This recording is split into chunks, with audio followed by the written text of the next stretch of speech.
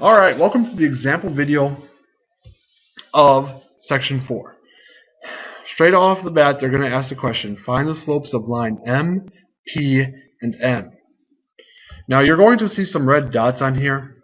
These red dots are coordinates that I want to pick out particularly well.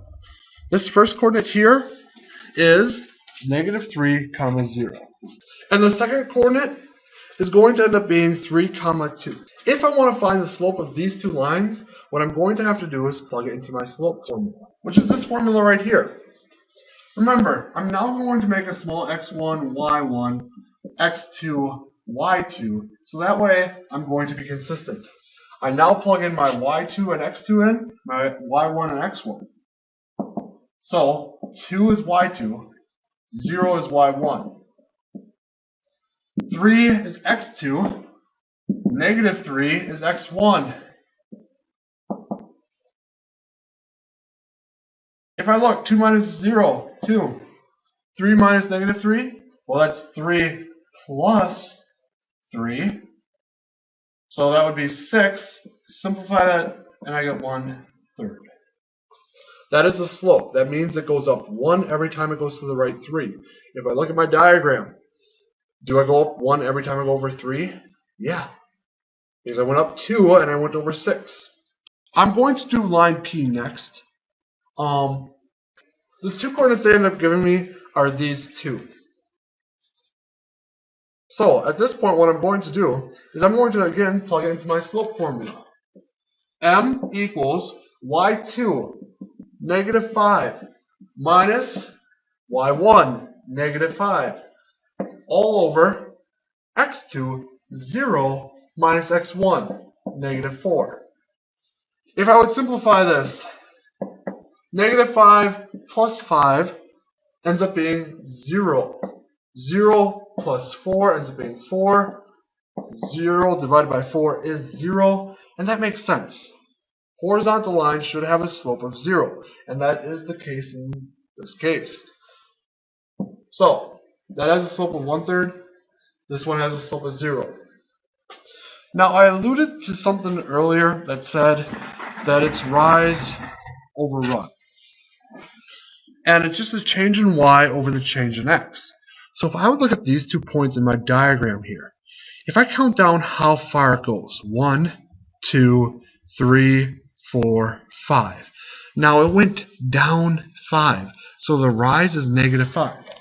So the rise is -5, and then the run from here would be 1, 2, 3, 4, 5, 6, 7, 8, 9, 10.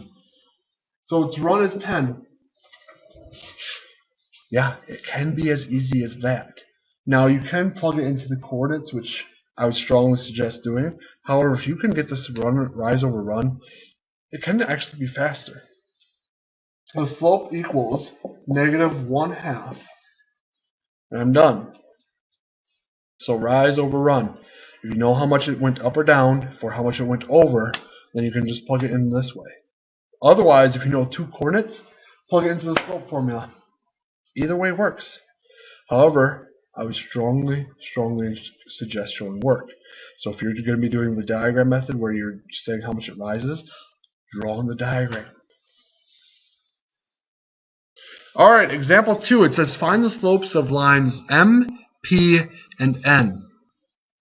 Determine if any of the lines are parallel. At this point, what you need to do is you have to find the slope of each of them. Now, there are some coordinates that they gave you. Let me put them down here quickly for you in each case. These are the 6 coordinates they gave you. It is up to you now how to find the slope. Quickly do it. Now that you've had a chance, I'm going to do these two, this one the normal slope way, and then I'm going to just do the rise over run. In this case, M equals y2 minus y1 over x2 minus x1. y2 is 4. y1 is 3. x2 is -1. x1 is -4. And now, simplify. 4 minus 3 is 1. Negative 1 plus 4 is 3. My slope is 1/3. And for the last one, I am going to again plug it into the slope formula. M equals 0 minus negative 4 over 5 minus negative 4. Again, you have to be very consistent here. Slope is 4 over 9, and I can't simplify that. So if I look at mine here, I was asked, determine if any of the lines are parallel. If they're parallel, they have to have what? That's right, the same slope, the same steepness. If they don't have the same steepness, they're not parallel. Is that the same steepness as 1/3? It's actually pretty close, but it's not. Is 1/3 the same as 1/3? It is. So my conclusion here is line N is parallel to line P, and that's what I would box up. And because I have more than one box, I might double box it or something to make it clear. And there I go. I have determined which lines are parallel because this one and this one has the same slope. Alright, the next question they say, find the slope of a line perpendicular to the line containing the points 5, negative 4 and 7, 0. Well, they want me to find the slope of a line perpendicular to this line. Well, the first thing that I have to do is find the slope of that line. So, that means using the slope formula, 0 minus negative 4 over 7 minus 2. Simplify, the slope of this line is 4 over 5. That's it. So if I'm trying to find the slope of a line perpendicular to this one, what that means is 4/5 times a number. I'm just going to call it x for simplicity. It has to equal negative 1. Well, to solve for x here, I'm going to divide both sides by 4/5. So that'll cancel out. Well, negative 1 divided by 4/5, that's really saying negative 1 times 5/4. When you divide by a fraction, you multiply by the reciprocal. So if I'm divided by 4/5, I'm going to multiply by 5/4. Negative 1 times 5/4, negative 5/4. Another way to say what they did in that slopes of perpendicular lines is that slopes of perpendicular lines have to be negative reciprocals. So if I know the slope is 4/5, then the slope of the perpendicular line has to be negative 5/4. So in this case, what I'm going to say, the slope I'm looking for is negative 5/4 because it's the negative, the opposite sign, and it's the reciprocal of my original line. Yeah, that's it. Find the slope of the line I'm interested in, and then if it's perpendicular, negative reciprocal. You could go through this work here. However, if you know that, you just put a different sign in front and you flip it around, you're good. The last thing that we have to do is a real world example. A skydiver made jumps with 3 different parachutes. The graph of his jumps are below. Which statement is true? Well, before I'm even going to look at what they say, I'm going to look at this graph. It says height of each dive. It then says height over here in meters. It says time over here in seconds. So 0 to 12, okay. 3,000 to 0, okay. I guess this is actually 0 for the time, because that would make sense.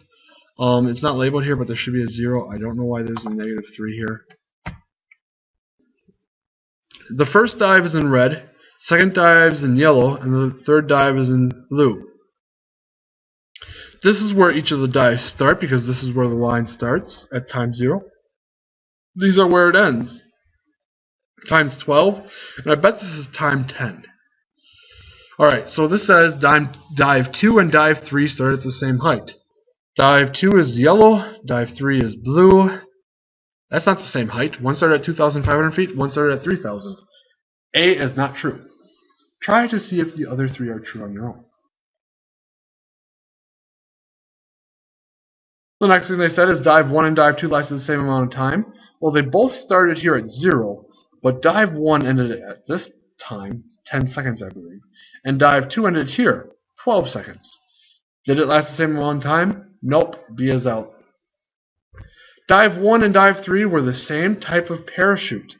Well, I look at Dive 1 and Dive 3 here, and I see that they both decrease at the same rate. It looks like they might be parallel. So, are they the same parachute? Well, they could be. But there's nothing that says they have to be. I mean, it could be two completely different parachutes, just they decrease your rate of fall at the same rate. So you fall at the same pattern. You're going down 500 meters each second or every 2 seconds. But it could be two completely different types of parachutes. There's nothing that guarantees C.